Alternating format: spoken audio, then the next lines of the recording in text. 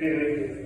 Good, man. My question is, why is Israel our greatest ally? I say this for primarily a couple of reasons, but primarily two. Number one, the USS Liberty incident where 34 American soldiers died, 170 injured, and they never really apologized sincerely. It took them decades to pay the $6 million during that time. The USS Liberty, 6 months during the Cold War, was inoperable. And then after the event, my biggest picture of this part is that the current president at the time, he in fact said, I'm praying for Israel at this time. Lyndon B. Johnson said this after the event.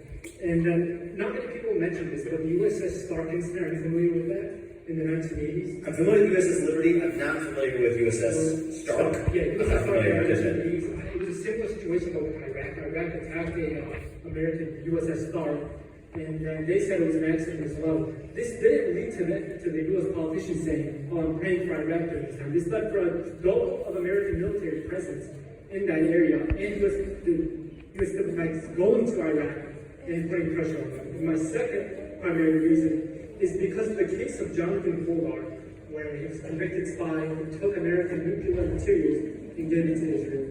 I personally do not think Israel having nukes benefits that they never admit to having.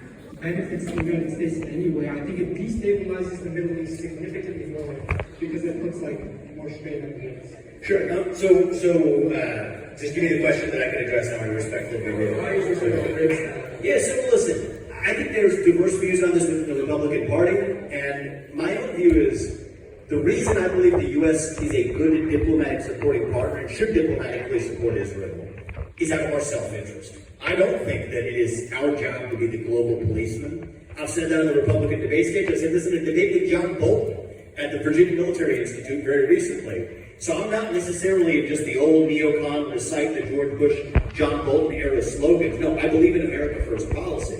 Now, America First policy is not isolationist policy. It's what best advances the American interest. And I think in this case, the reason I want allies in the Middle East is the same reason I want allies in every other part of the world strategically that actually matters. First of all, most of our energy supplies until the first thing is energy independence in the United States, but until then, the oil coming out of the Middle East has mattered to the United States. We care about stability there. And the idea of having a partner who we can reliably rely on without having people that whose ideology is fundamentally and openly hostile to the U.S.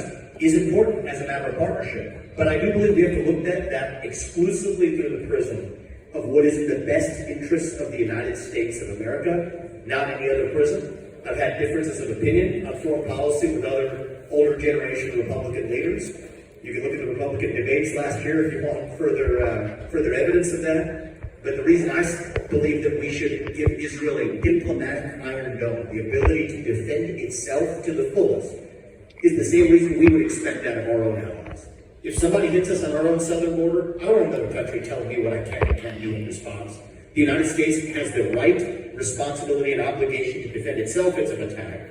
And the same goes for Israel as well. So for diplomatic support, that's where I land. Thank you, man. I appreciate it. I try to be respectful of like all